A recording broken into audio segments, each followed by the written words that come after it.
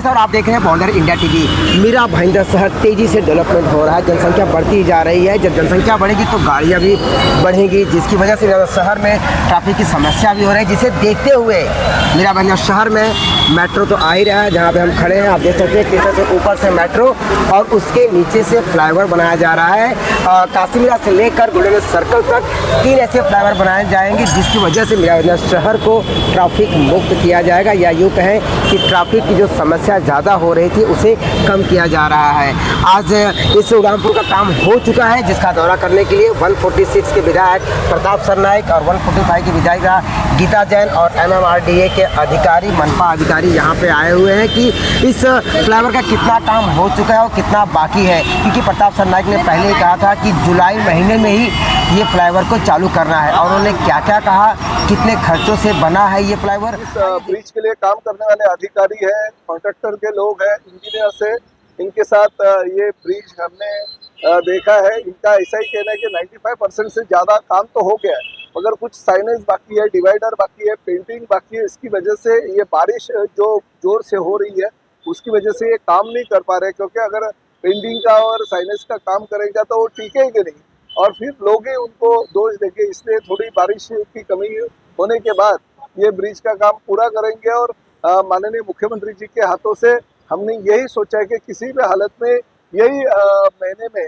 उसका हम लोकार्पण कर देंगे, ताकि लोगों को सहूलियत हो और लोगों को ये जल्दी से जल्दी ब्रिज का काम पूरा होके लोग यहाँ से जा सके और ज़्यादा से ज़्यादा लोगों को सहूलियत हो सके। 2020 में वो हमारी सोनिया सेठी जब भी जॉइंट कमिश्नर थी इस परिसर की, तभी हमने उनको यहाँ पे लेके आए थे और उनको कहा था कि ये मीरा भाईंदर का एक ही बड़ा रास्ता है और इसमें किसी भी हालत में उड्डान पुल की जरूरत है। जैसे नागपुर में हुआ है वैसे अगर उड्डान पुल यहाँ पे होगा तो लोगों को ट्रैफिक की समस्या नहीं होगी। तो 217 करोड़ रुपए उस वक्त मैंने मंजूर कर दिया था और ये मेरे ही संकल्पना है। भले ठीक है राजनीति में जो भी चीजें होती रही, मगर प्रताप सरनाइक की संकल्पना से ये ब्रिज MMRDA ने बनाए।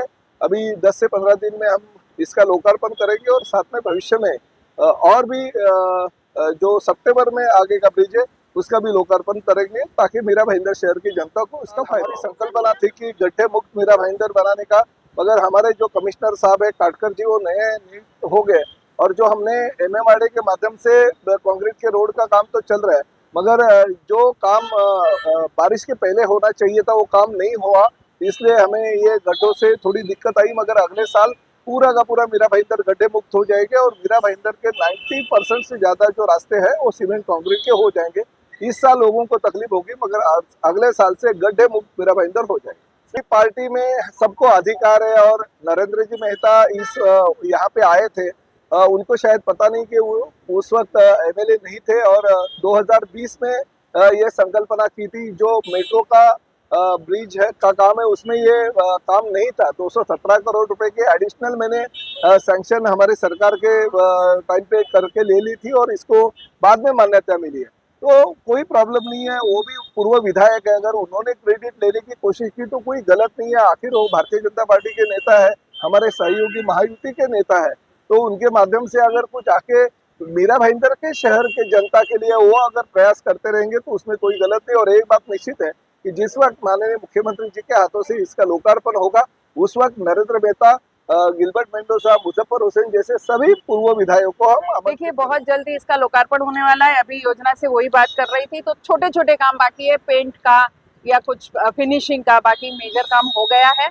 तो वो छोटे छोटे काम 2 दिन में हो जाएंगे। ऐसा नहीं कि वो छोटे काम बाद में नहीं हो सकते, वो बाद में भी हो सकते हैं, लेकिन जैसे ही हमें माननीय मुख्यमंत्री जी का नोट मिलता है हम उसी दिन, चाहे वो आए चाहे और कोई भी आए, इसका लोकार्पण तुरंत करेंगे। क्योंकि यहाँ हमारे लोगों को तकलीफ ना हो, इसलिए हमारी मंशा ये है कि जितना जल्दी हो सके इसका लोकार्पण। पता है कि जब रोड का फिट सर्टिफिकेट हुआ था तब यहाँ के इंजीनियर ने उसको ऑल फिट का सर्टिफिकेट दिया था। अब 5 साल उसे संभालना है रोड, तो वो खड्डे अभी यहाँ MMRDA के सभी लोग भी खड़े हैं और उन्होंने खड्डा भरना चालू कर दिया है। लेकिन जिसको गलत अफवाहें ही उड़ानी है वो कैसे MMRDA के पैसे MBMC में जमा कराएंगे मुझे नहीं मालूम, शायद उनके पास ऐसी कोई टेक्निक हो।